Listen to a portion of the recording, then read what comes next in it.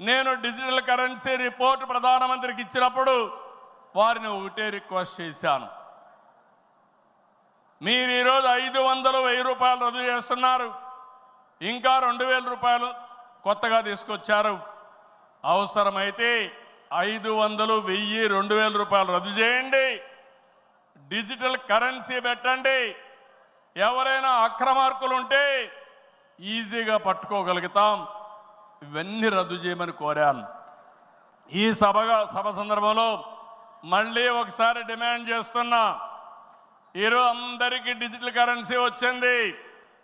పార్టీకి డొనేషన్ ఇవ్వాలన్నా ఒకప్పుడంతా లిస్ట్ అంతా ఇచ్చి చదివేవాళ్ళం. ఇప్పుడు నేరుగా మీ ఫోన్ ద్వారా పార్టీ అకౌంట్లోకి డబ్బులు చెల్లించే పరిస్థితికి వచ్చారంటే ఈ 500, 1000, 2000 రూపాయల అవసరం లేదు. రాజకీయాల్లో డబ్బులు పంచే అవసరం ఉండకూడదు. మీరు నాతో ఏకీభవిస్తున్నామంటే అన్ని పెద్ద పెద్ద నోట్లన్నీ రద్దు చేయాలని గట్టిగా చప్పట్లు కొట్టి హర్షాన్ని, ఆమోదాన్ని తెలియజేయండి. అప్పుడే ఈ దేశంలో పూర్తిగా అవినీతి పోతుంది. దీనికి కూడా మనం శ్రీకారం చుడతామని చెప్పి కూడా నేను మీకు తెలియజేస్తున్నా.